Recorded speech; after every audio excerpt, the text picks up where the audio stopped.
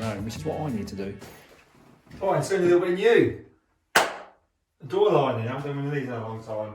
Basically, I made the door lining up outside, didn't actually film that. What I like to do when fitting door linings is check the floor. Obviously I've built this opening, so we know we're right. I've got about 10 mil there. To be honest with you, it doesn't matter if you give yourself 20 mil, 30 mil, whatever you want to give yourself. Sometimes more the better, because if you're going to foam it in, it gives somewhere for the foam to go.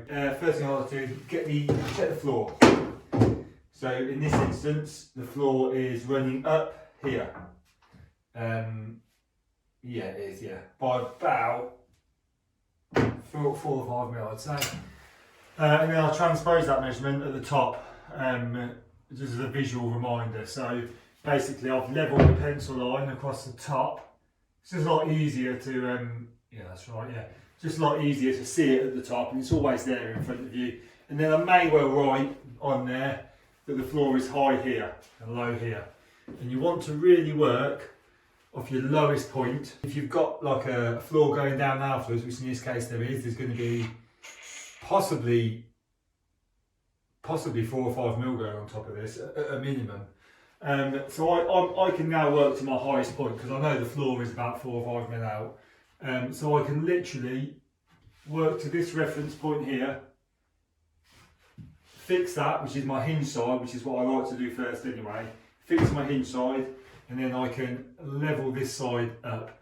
The worst thing you can do when you're fitting a door lining is not check that, because if you're out and you fix one side and then you go over to the other side and realise that door line, that jamb needs to go down, you've got to get the handsaw in and cut it while it's in. So it's worth just double checking and knowing where your tolerances are. Right, and the next thing to do is mark where you're going to fix it and pre-drill. So when you've got a door lining that is like for a blockwork wall, or for just a wider partition wall, or an older house, they'll typically be wider. This is CLS, so this door liner is finished out at about 94 mil, I think, 92 mil. Might be a little bit tight there for plaster, to be fair, but I like that. I like to keep it tight. Tight is right. Yeah, basically, you can get away with one screw. You don't need to double fix. I may well double fix at the bottom and double fix at the top, and maybe one in the middle, but in a real world, you just want one fixing point. Now, our doors are 34, so, and our stops are 32, I think. Is that right? What are the stops? I don't actually know off the top of my head. 32, yeah. So, you can mark your 34 for your door. And then you can sort of visualise them really.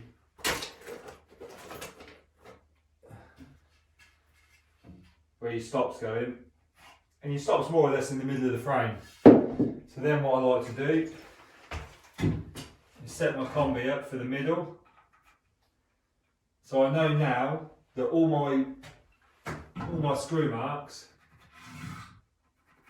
are going to be behind the door stop. Right, so by marking these centre points now, for where the screws are going to go, we're guaranteed now that they're going to go, provided we can get a decent fixing and the frame stays true, we can get all the screws behind the stop, which is just good forward thinking really. It's great for the decorator. If the customers want to decorate themselves, even better for them.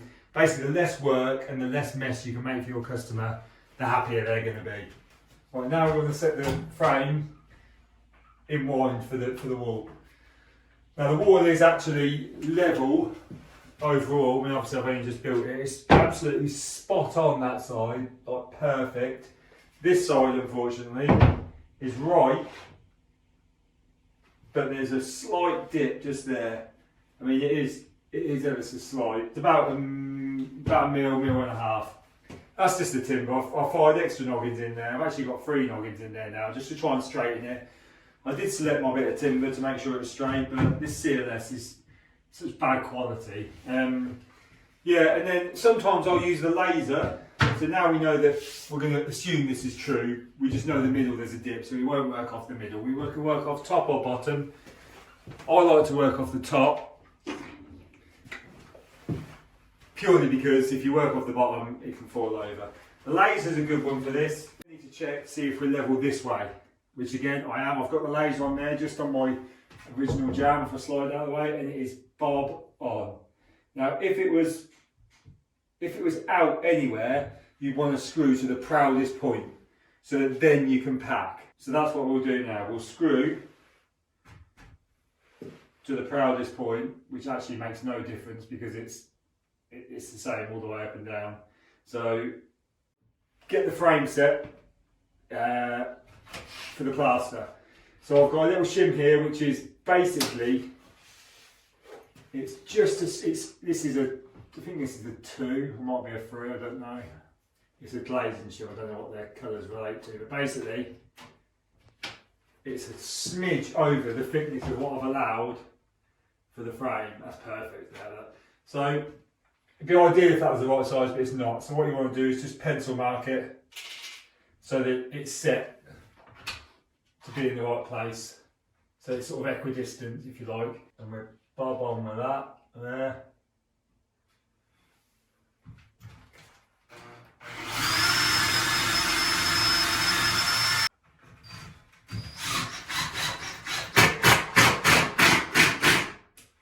Standard rule of thumb for your fixings, something like this where it's sort of structural, or even any coverings, is 2.5 times the thickness of your material.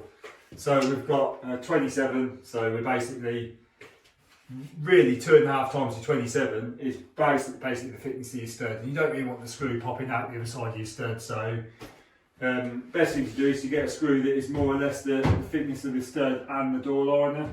You know, you've got the maximum strength fixing you can get, and at the same time you've got you're not going to hit a pipe or a cable. Right, so now we've got that one in line where we want. We can come down here and just check this frame for level. We know if we follow the wall, theoretically it should be right.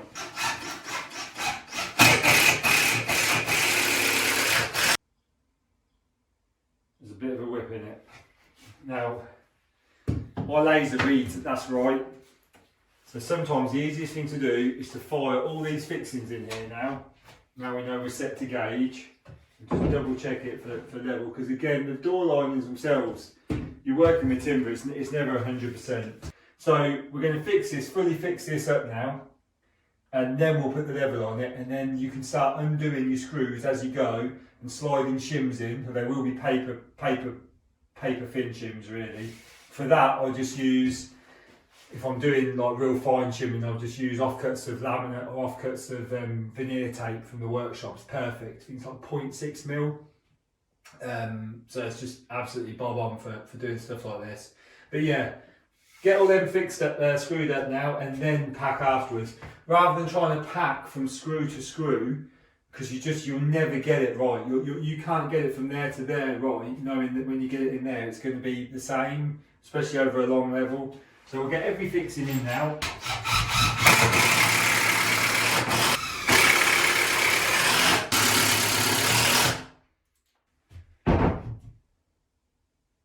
Oh yeah, I'm going to pick you up out of the old. Oh, I can't get you out.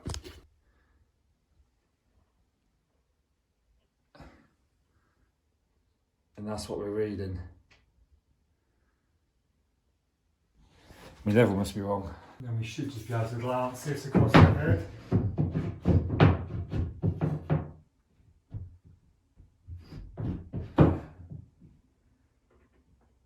Oh yeah. Top and your bottom right, which I like to set with a laser. I like to use the laser because we know that this is right here, because this is set to these rebates.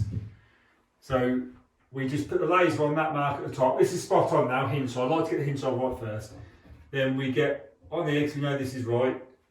And then that laser can transpose that measurement right down to the floor level, which is where you've got normally a double fixing. And you can just get that absolutely perfect then. And then all you've got to do is either bring it out to the laser line or bring it out to your spirit level line. For straightness, I prefer to bring it out to the spirit level line, to be honest with you, unless it's a mile out, in which case this one is, because this frame is really whipped. So I'll just drive it somewhere near with some wedges, or some shims in this case. And these shims, that's not mine, that is it? It's that blue and the red. These shims are actually, I don't normally carry these. These are from the door I took out there on Tuesday. So it's nice to recycle, isn't it? Right. No need to throw them away. Good shims. Look at that. Look at that. Right. So it's good on the laser line, but it's the spirit level line you're looking at. See, not good. Not good, too much. But you've got to get a screw in there, haven't you? So let's get a screw in.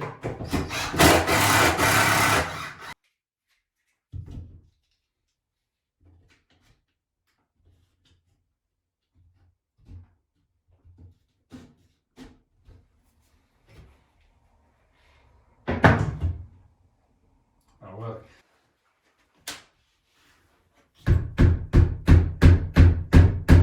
Bit of real world hammer in there.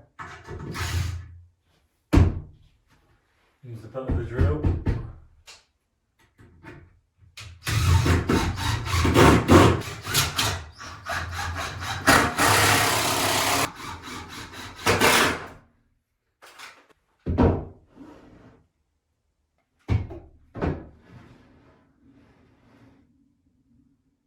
Pretty damn good.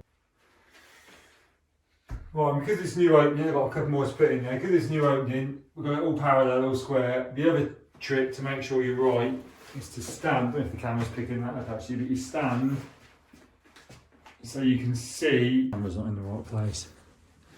But basically, if that's completely in what we call in-wind is what we're looking for. So when the door opens and shuts, you don't want a bit more of the door sticking out at the top than you do at the bottom. So because we've plumbed that down and we've plumbed this down, we should be good to go. What you do is you bring your eyes round slowly until the second frame disappears. And you want to make sure you don't see any more daylight at the top or the bottom. And as you can see, it's a Roman technique that. Do you know what I mean? Couldn't do it that way, couldn't actually build it that way. I need a laser level, a spirit level, a drill, you know, I need everything. I need fucking like, really everything. Holding my hand as well. But that is absolutely perfect. Yeah. That only works, by the way, if you've got it, if you know that it's parallel.